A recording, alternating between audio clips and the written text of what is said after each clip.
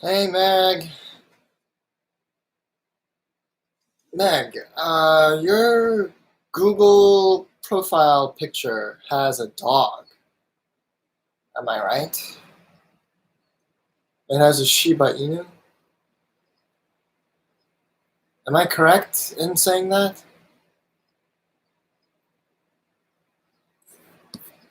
I feel like on Google Classrooms, that's what I was seeing. Let me see. Nelson. Yes, it is a Shiba Inu, and there's a heart on the floor comprised of many crackers. Yes. Um, I'm disappointed that your cat is not the star of the show, and it's this dog. As cute as the dog is. Who is Preston Apollo? Don't know who you are.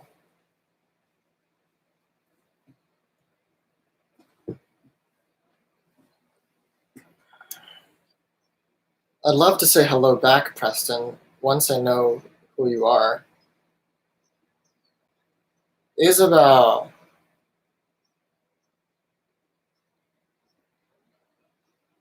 Justin.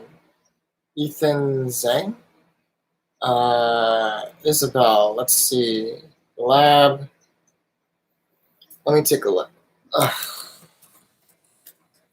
I hate people path. It sucks my soul away.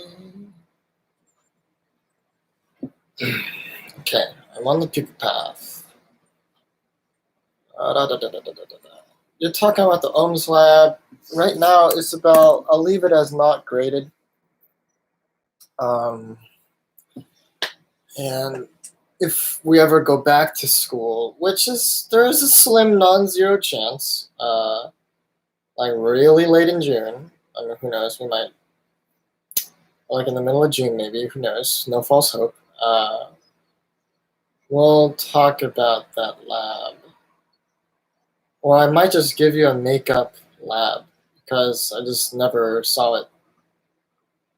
Um, yeah, there is a PhET simulation that is almost identical to the lab we did, and it's possible to collect data and do the lab that way.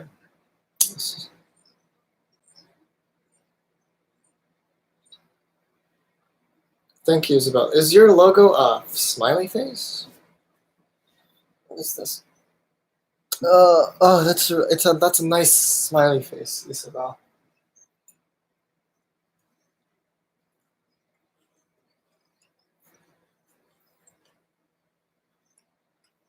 Mm. This one's a little too salty.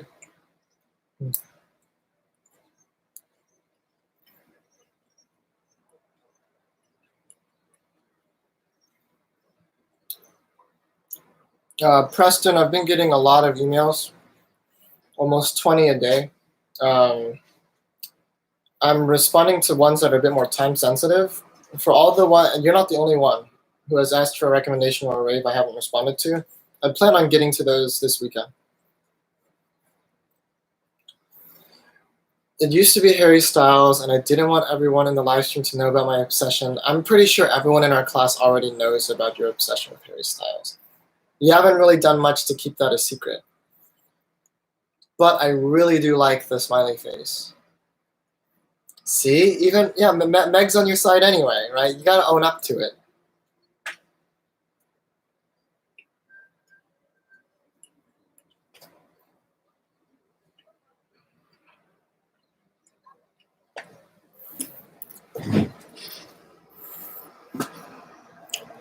Meg, this might apply to. Oh my god. I oversteeped my tea. This has been going on for. Yeah. This is gonna be so bitter. Oh, that was in the pot for like 10 minutes. Oh, jeez. I don't even want to taste this. Wait a second.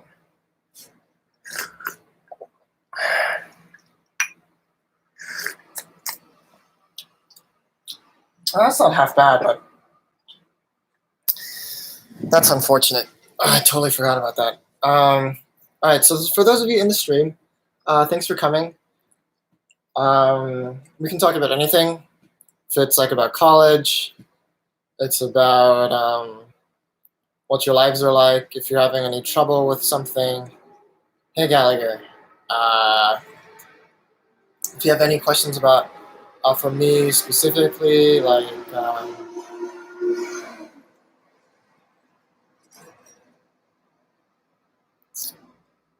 like what my high school was like, or what the college process was like for me, anything like that, right? Or like what life was like growing up as a teenager in the 2010s, right?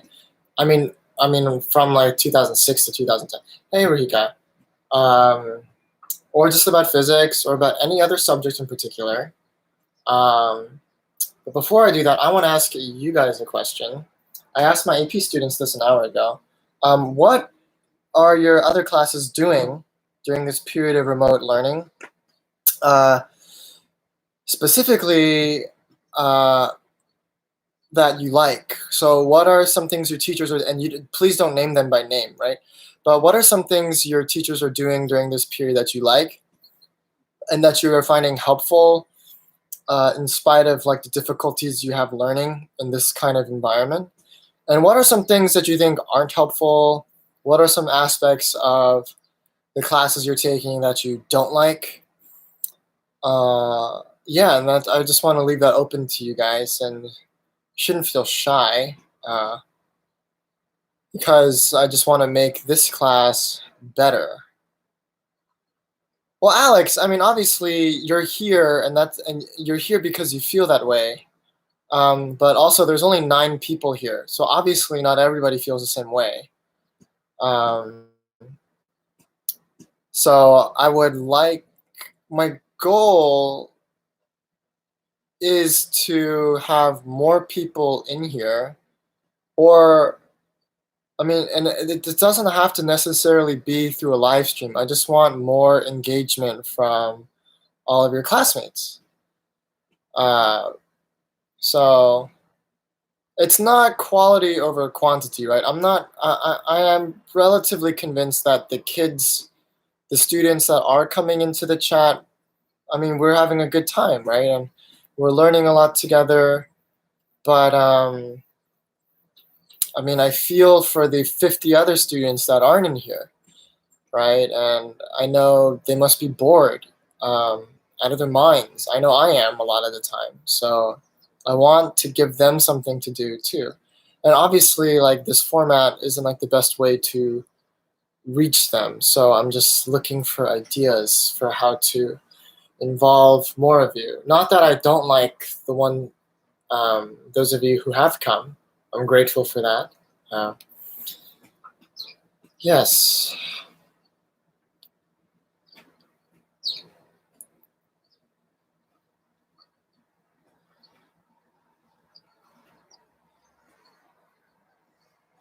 Yes. Well, for example, I think the videos from the first 2 weeks have around like 70 to 110 views, which is more than the 68 students we have in class, right? And by contrast, the videos this week have less than 68. So, like, not only are the students not tuning in live, but they're not watching them, period.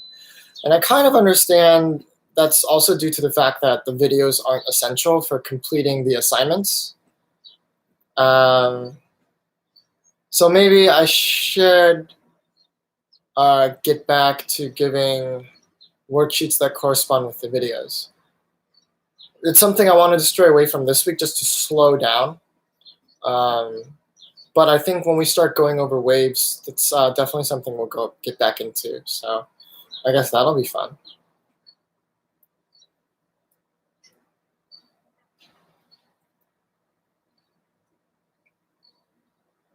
I made shortbread cookies this morning with my AP class. They are delicious. They're also low tech. You don't need anything except flour, sugar, butter, and salt, and an egg, and an oven. That's all you need. Um, so if you're curious to that recipe, please, you can look at the video because, yeah, it was posted just 20 minutes ago.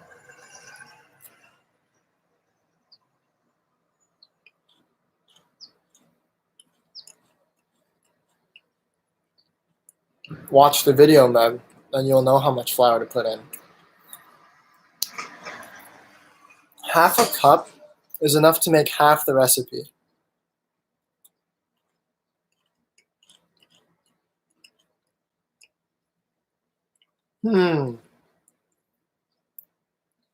Ethan, I would not put Jello in the. It could work. I would go more for a jam, right? Like a fruit preserve, something that's a little sticky and has a bit of a thicker texture. Jello, it's just like it just kind of is. Well, I mean, it's gelatinous. It's too light. I think it offers a really weird combination with cookie. You know, the funny thing, Meg, is my recipe is already a halved recipe because I live alone and I have no one to share these cookies with.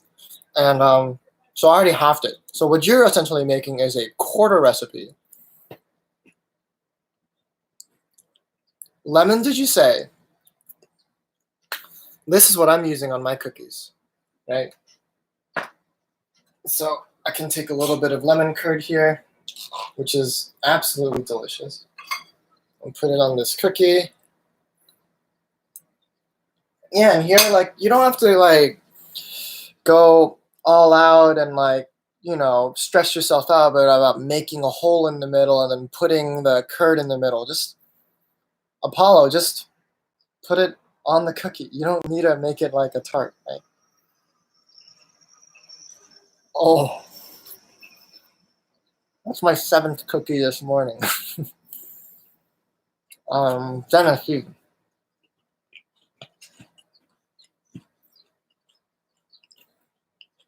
I mean, I'm Korean, Dennis. So obviously I will choose shinramyeon, right? Like shinramyeon. It's spicy with a good level of spice. Now, I don't even find it spicy, right? Yeah, I think it's definitely a classic, especially if you add an egg to it.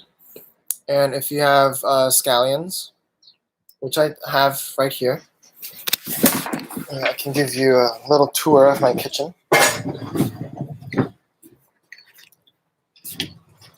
I just have scallions here, right?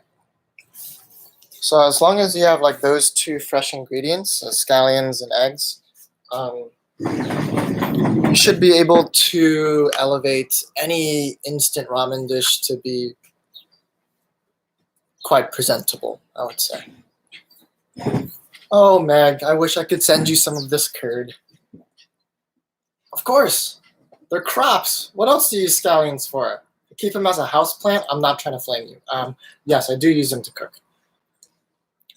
Here's the cool thing, Meg. This chair is... Oh my goodness, my computer almost... Okay.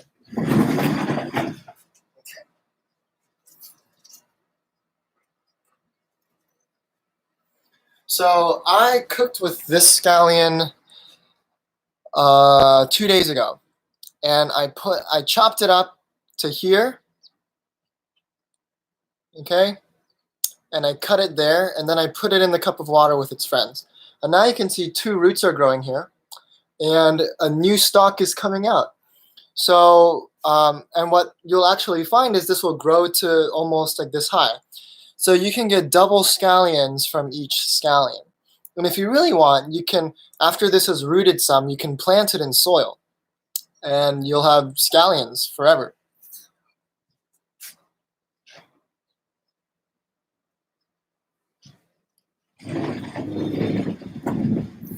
Yeah, I haven't bought scallions in a while, right? I put them in a jar of water. The roots will, it's like almost like propagating. The roots will,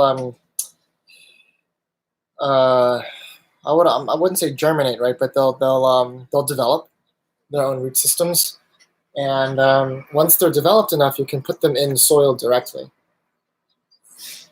And they grow. Just in water they grow. And you might think like, well, where does all of that organic matter? How is it producing like a whole new green stalk just from the water? And the answer is like it's a bulbed plant like any other onion, right? It's called a green onion. Um, and it's just using a lot of the energy stored up in that bulb. So eventually that bulb will run out of energy and it will die, which is why you have to plant it in the soil so it can start absorbing stuff from the soil and not just using its own inner reserves. Yeah, but originally, like initially, you should be putting it in the water because that's how the roots develop the quickest. Yeah, I change the water every day. You don't want like bacteria and like rot to develop. So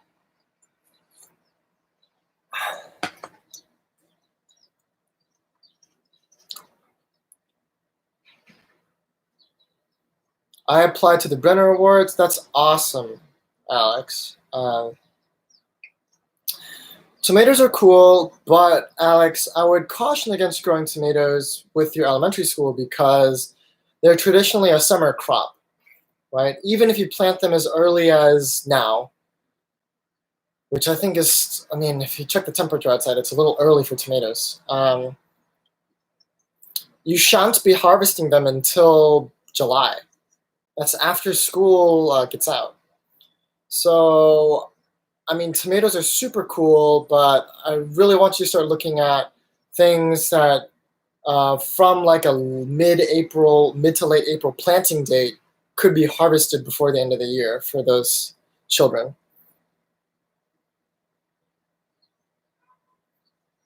Herbs are something that, like perennial herbs, for instance, like mint, um, parsley, oregano. Um, those, if kept properly, will survive the whole year, right?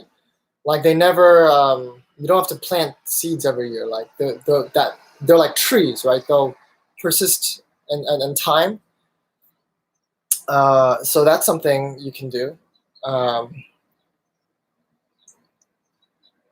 it definitely depends on the tomato cultivar as well, Alex. I know the tomatoes that I used to work with, like plum Roma tomatoes, like the long, skinny ones, those take a while to grow.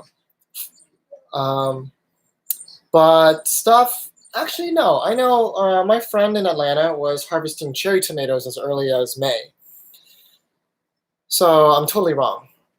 Okay, yeah, but please recheck and look into growing herbs as well, right? Kids love herbs. Do you know why they love herbs, Alex? It's because you can smell them and they smell great. Like they can rub rosemary in their fingers and like smell their fingers for the rest of the day, and they'll just be like, oh, right.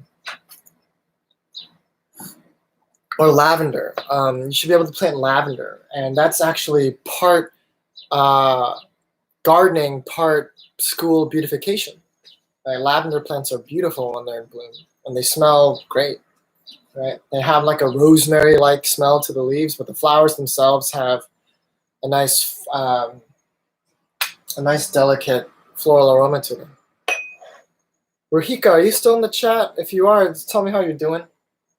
And if you're not, it's cool. I don't take it personally if you had other things to do.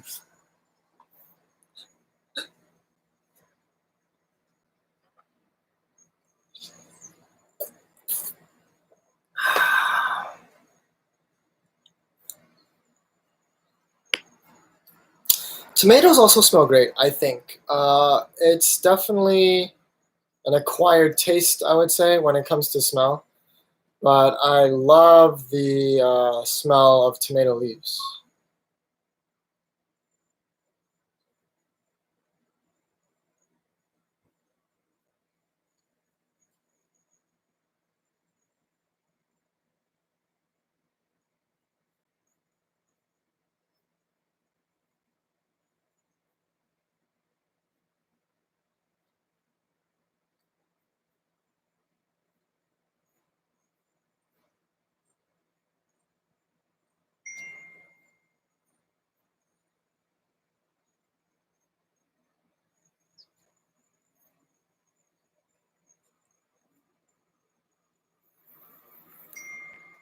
Oh, good, Ruhika. Are you still playing tennis? You playing against the wall or what? I'm okay. I think uh, being alone in this really small apartment is slowly but surely getting to me. I wrote a small piece reflecting on this experience. Uh, Sometimes I stand in one corner and walk to the opposite one across the room. Even with all the clutter on the floor, it takes around 2 seconds. If someone were to peer through my window, they could be forgiven for mistaking this to be a zoo exhibit for Homo sapiens. I have everything I need to live in here. The only thing missing is a hamster treadmill. Yet, I don't feel like I'm living at all. Uh, it's a really small space I'm living in here, and I'm going a little crazy. But streaming with you guys definitely helps. It's fun, and it's nice to hear how you're doing and what your lives are like. I try to take walks at night when no one else is outside. I know that's not the safest option for everybody, um, but since I'm so big and strong, I feel like that's something I can do.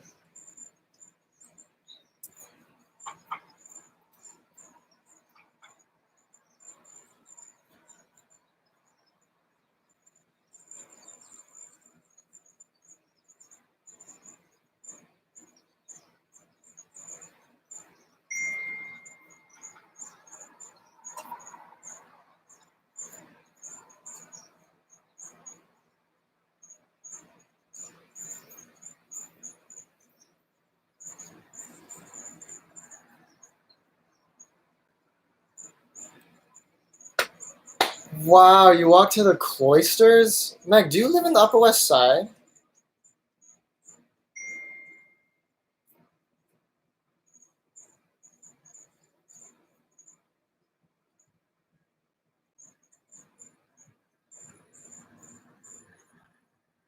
I love ducks.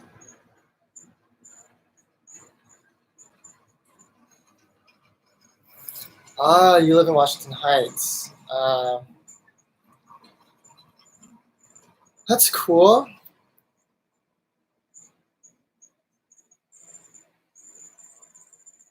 Preston, if you could do me a favor, I'm currently writing a piece about ducks. Okay, and specifically, um, how it's possible to project like a lot of human qualities onto ducks, especially duck families. Okay, and a central piece of research that I need about the ducks is, let me see, what is it? Authenticity. Like the phenomenon of imprinting, right? So what happens? Like when ducklings hatch and when most birds hatch, right? They latch onto the first moving thing they see, right? That's called imprinting. And they'll follow it zealously. Um, and they'll depend on their mom to lead them to food, lead them to shelter, protect them from predators. Uh, but the evolutionary mechanism through which this happens is like these ducks aren't programmed to follow mom. They're programmed to, these ducklings, they're programmed to follow the first thing they see. And on farms, sometimes like ducklings will imprint on dogs or humans. And for the entirety of summer, these unfortunate mammals will be blessed with a queue of yellow followers, right? Super cute. But what I'm more curious about, Ethan, and if you can help me with this, because I've been trying to research this online and I really can't find any answer, is the process by which imprinting wears off. Like, when does it happen? Like, do all the ducklings just one day leave? Um, does the mom chase them away? Do they leave one by one? Um, do some siblings like stay together? Like, do they split off, but like two brothers like go this way, and then like a brother and a sister go this way? Like, I don't know, right? So, Ethan, if you can help me out, that would be really nice. I just want to, but this requires you to observe like the same duck family like over the course of the summer into the fall, right? It's real research. It's like anthropology, but for ducks. And considering that the root of anthropology is anthro, which is the study of humans, it's not real anthropology, right? But it's mallardology.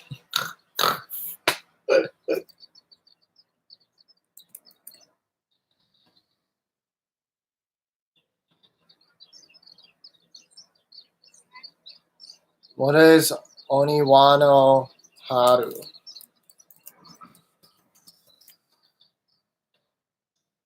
Better be appropriate.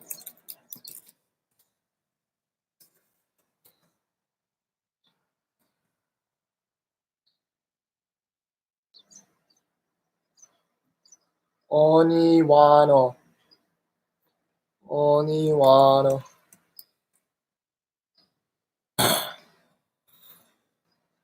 Oh. Oh. Oh, what a lucky duck. Oh, oh my god. Oh. Oh wow.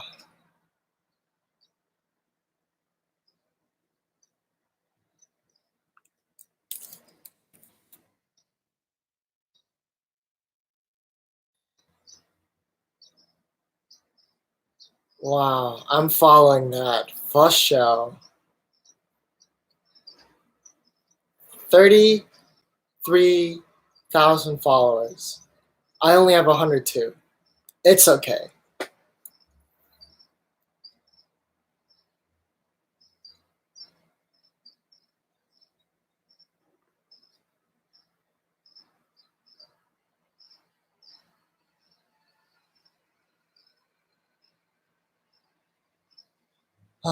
Okay, so sometimes I wish I could be a little duck sitting in someone's palms. Oh man. You and me both, Meg.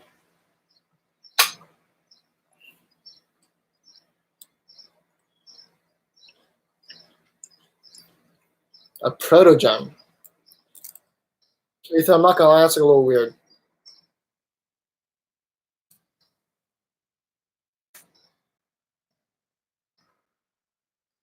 What is a protogen? I don't even think that's a real animal. Um,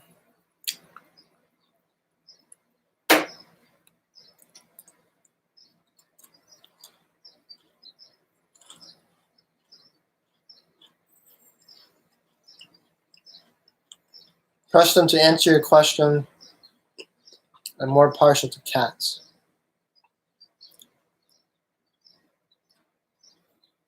How could you not like cats?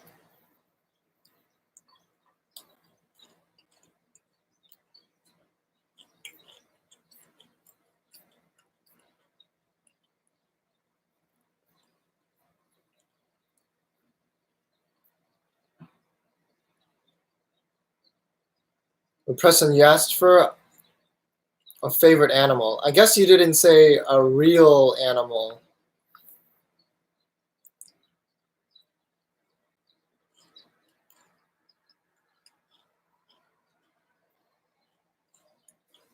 Shouldn't be embarrassed, Alex.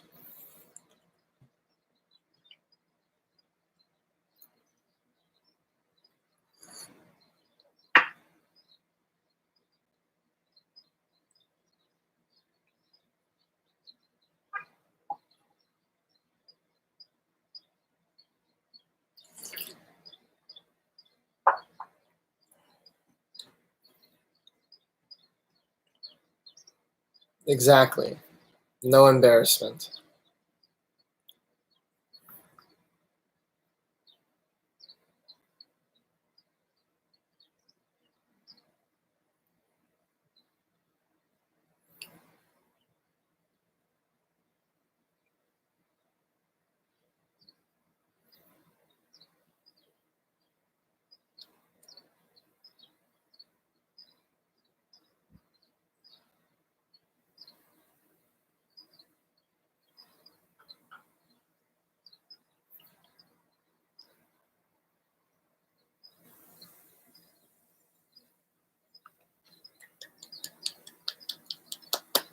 All right, Alex, give us the bird story, and I think we can call this a wrap after that. Yeah.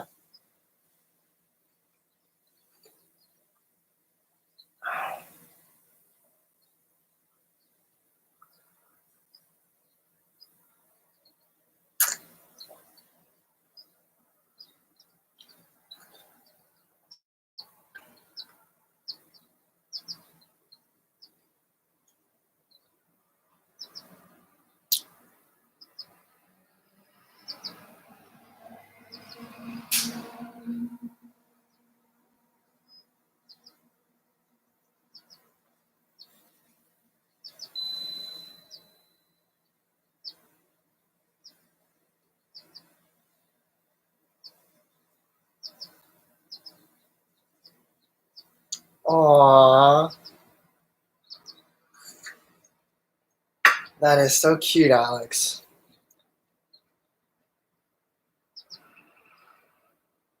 They just really liked each other, huh?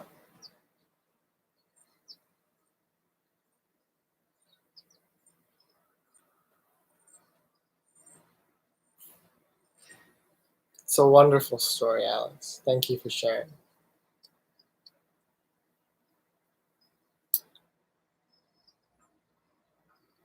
Okay, so with that, I'd like to end the stream, but I have a small announcement. I will be. Can you? The problem is, Meg, I don't want to bake the same thing twice. So if you're interested in the cooking portion, I would advise you to tune in to the AP stream. If you're subscribed to the channel, you should get a notification for when the 10 a.m. streaming begins. So yeah, please just join in there. I mean, you're more than welcome. It's not like an AP only thing.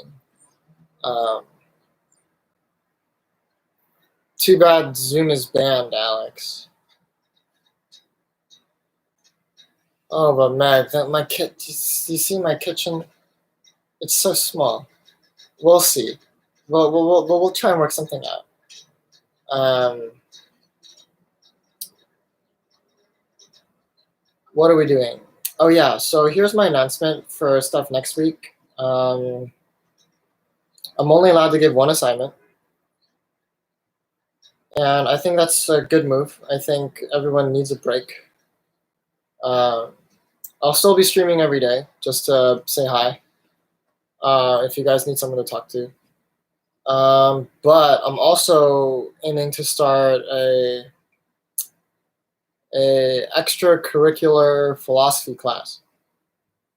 Um, there are a bunch of free college classes offered on Coursera and Class Central by extension, and I've picked out three that I think show promise as introductory level courses.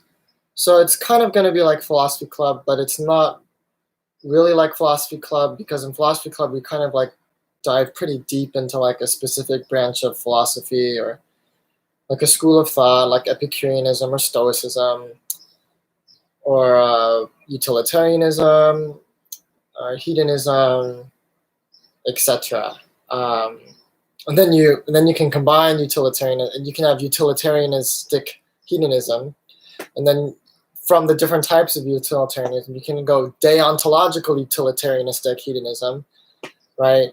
Or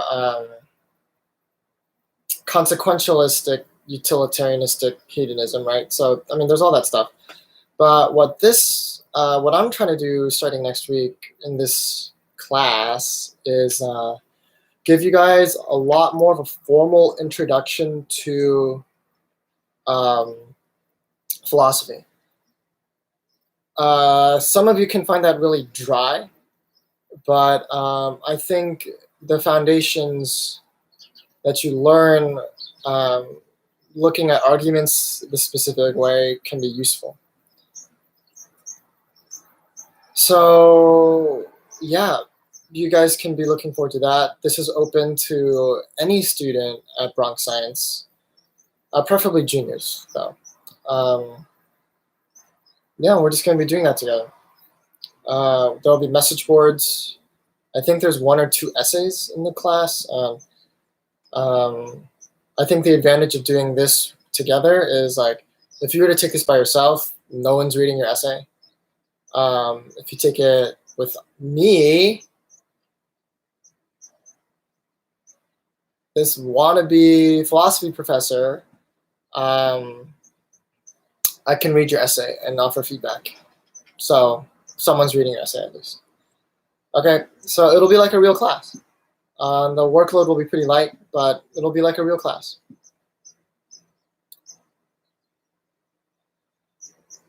Cool. And with that, I will leave you. I hope you have a great rest of the weekend. For those of you celebrating Passover, happy Passover. For those of you celebrating Easter, happy Easter. For those of you just celebrating a normal weekend, have a great weekend. And yeah, thanks for tuning in.